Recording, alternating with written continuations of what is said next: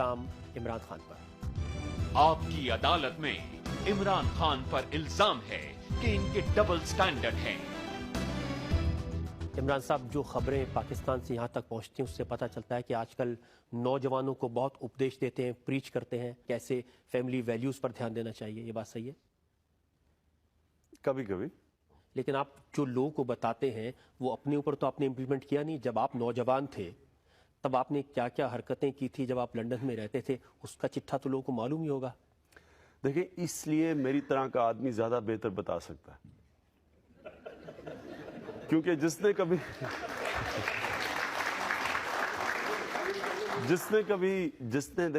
نے کبھی نہ مغرب دیکھا ہو، نہ اس نے کسی فیز سے گزرا ہو، وہ کیسے لوگوں کو بتا سکتا ہے؟ میری طرح کا آدمی جس نے سارے فیزز دیکھے، جس نے مغرب کے کلچر کو بڑے قریب سے دیکھا، جو مغرب میں اپنایا گیا، اور جس نے پھر دو کلچر کو اینالائز کیا، ان کی طاقت دیکھی، ان کی کمزوریاں دیکھی، تو میری طرح کا آدمی زیادہ کوالیفائڈ ہے نوجوانوں کو بتانے کے لیے کہ ان کو کس چیز سے بچنا چاہیے، کس چیز کے اوپر غور کرنا چاہیے۔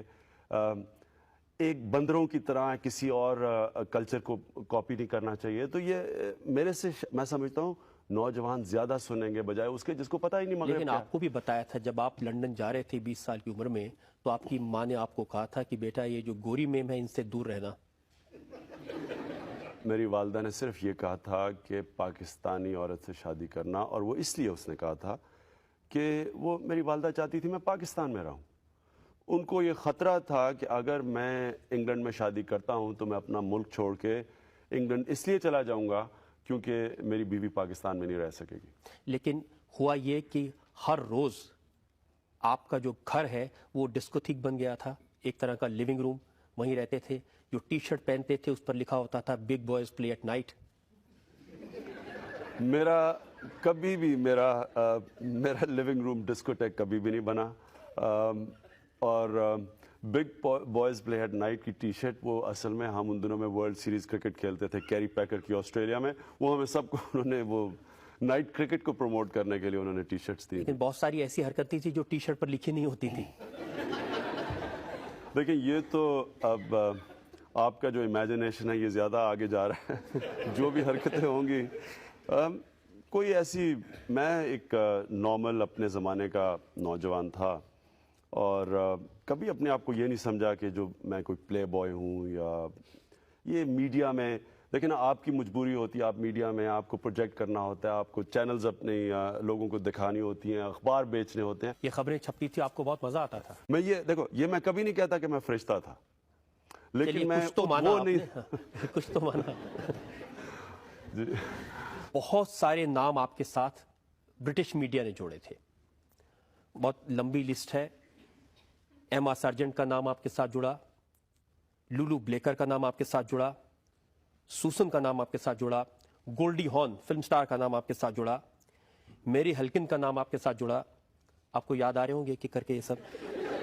لیزا کیمبل کا نام آپ کے ساتھ جڑا، ٹی وی سٹار اناستیاسیا کک، ایم ٹی وی کی کرسٹین بیکر۔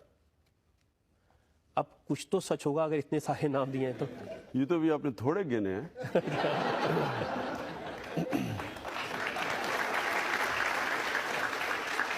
اور یہ وہ نام ہے جن کو کسی کو بھی میں جانتا تھا، وہ آپ نے سارے نام ڈال دیے۔ میں اس لیے کہا اس سے زیادہ لوگوں کو میں جانتا تھا۔ اور اسی بنا پر جو کرنل نسیم ہیں پاکستان کرکٹ کنٹرول بورڈ کے، انہوں نے کہا کہ ہر شام ان کی ایک نئی لڑکی کے ساتھ گزرتی تھی عمران کی۔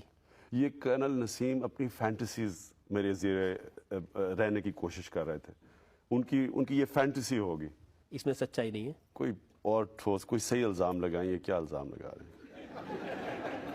عمران صاحب، یہ سب وہ الزام ہیں جو میڈیا میں آپ کے اوپر لگتے رہے، پاکستان کی میڈیا میں آپ پر لگتے رہے، برٹن کے میڈیا میں آپ پر لگتے رہے۔ میں ایک بیچلر تھا، زیادہ کرکٹ کھیلتا تھا، شادی نہیں تھی، اس پہ اسپیکولیشن ہوتی تھی، کسی پارٹی میں چلا جاؤں، کسی سے نظر آ جاؤں، تو یہ ساری چیزیں جو آپ نے ناموں کی لسٹ دی ہے، اس کو کیا آدمی ڈیفینڈ کرے اپنے آپ کو؟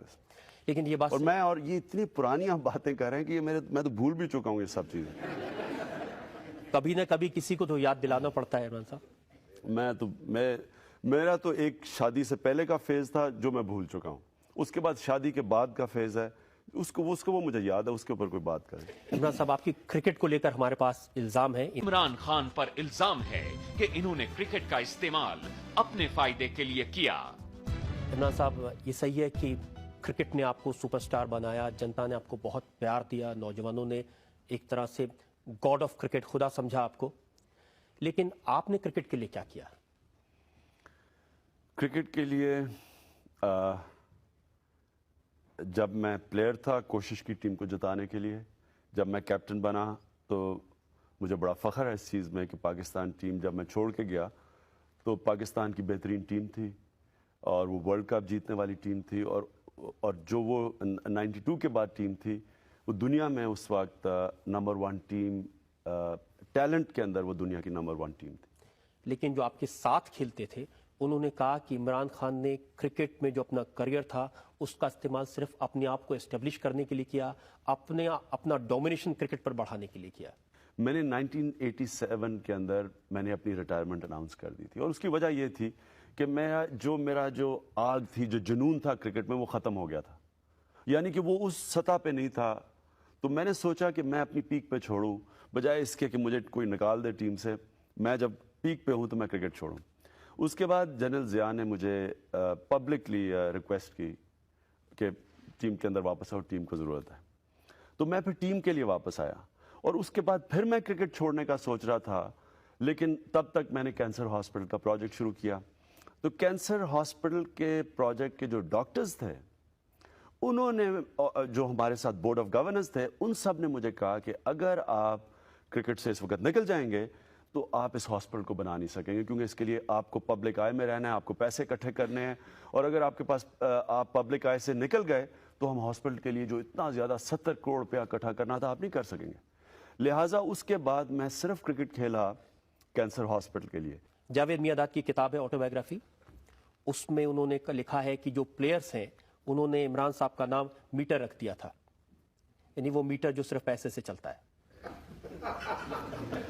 ایکچولی تو الٹا ہوا بات, یہ جو آپ کہہ رہے ہیں میٹر کی, کہ اصل میں تو ٹیم جو 3-4 لڑکے تھے اس میں جو جن کو پیسے کی لالچ کئیوں کو زیادہ ہوتی ہے, کئیوں کو کم ہوتی ہے, ان کا یہ خیال تھا کہ ورلڈ کپ میں جو لوگوں نے خوشی میں پیسے دینے تھے ٹیم کو, وہ ٹیم کے پیسے میں ہاسپٹل میں نہ لے جاؤں. 2 انہوں نے الزام لگائے ہیں. ایک تو الزام یہ کہ جب میچ ختم ہوا تو جو جیتی خوشی تھی, جو خمار تھا, اس میں آپ نے استعمال کیا اپنے کینسر ہاسپٹل کو پبلسٹی دینے کے لیے. اس وقت جو آپ نے اسپیچ دی اس میں کہا کہ مجھے کینسر ہاسپٹل کے لیے مدد چاہیے. اس میں تو مجھے کوئی شرم ہے ہی نہیں, کیونکہ میں تو آپ کو عرض کی کہ میں تو کھیل ہی ہاسپٹل کے لیے رہا تھا, اور ہاسپٹل میری ذات کا ہاسپٹل تو نہیں تھا, پاکستان کے لیے, پاکستان کا واحد کینسر ہاسپٹل بننا تھا. تو میں تو اپنے ملک کے لیے کر رہا تھا, تو مجھے تو اس میں کوئی شرم نہیں کہ میں نے پبلسٹی دی. میں نے تو 2 سال سے پبلسٹی دے رہا تھا. میں تو جب کوئی پرائز جیتتا تھا میں وہ اپنے ہاسپٹل کو دیتا تھا. مثلا آسٹریلیا میں 2-3 سال پہلے کرکٹر آف دا ایئر بنا پاکستان ٹیم کے لیے کھیلتے ہوئے, تو جان کے میں نے کرکٹر آف ایئر کا جو گاڑی کا ایوارڈ تھا وہ ہاسپٹل کو ڈونیٹ کیا, اس کو پروجیکٹ کرنے کے لیے. آپ اپنے ایوارڈ ہاسپٹل کو دے دیں, کسی کو آپتی نہیں تھی, لیکن جو پلیئرز ہیں ان کو لگا کہ جب لوٹ رہے تھے واپس سنگاپور میں رکے, سنگاپور کے ایمبیسڈر نے ایک چیک دیا, وہ پوری ٹیم کے لیے چیک ہونا چاہیے تھا, آپ نے اس کو بھی ہاسپٹل میں لگا دیا. جب مجھے یہ خیال ہوا کہ کئی ہمارے کھلاڑیوں میں یہ خدشہ ہے کہ میں ٹیم کا پیسہ ہاسپٹل میں لگا رہا ہوں, تب میں نے فیصلہ کیا اس کے بعد کرکٹ ختم کرنے کا, کیونکہ اس کے بعد میری تو فوکس ہاسپٹل تھا, اور میں تو کرکٹ کھیل ہی رہا تھا, اور یہ اناؤنس کر کے کھیل رہا تھا ہاسپٹل کے لیے.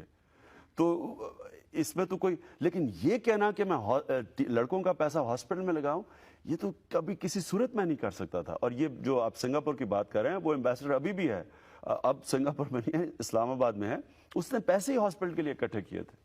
لیکن لڑکوں کو امپریشن ضرور لگا کہ وہ پیسہ ٹیم کے لیے تھا. کئی لڑکے لالچی ہوتے ہیں اور ان کو یہ پیسے کے بھوکے ہوتے ہیں. میں یہ کہوں گا بدقسمتی یہ ہے کہ انہوں نے اپنی لالچ کے اندر یہ سمجھا کہ میں نے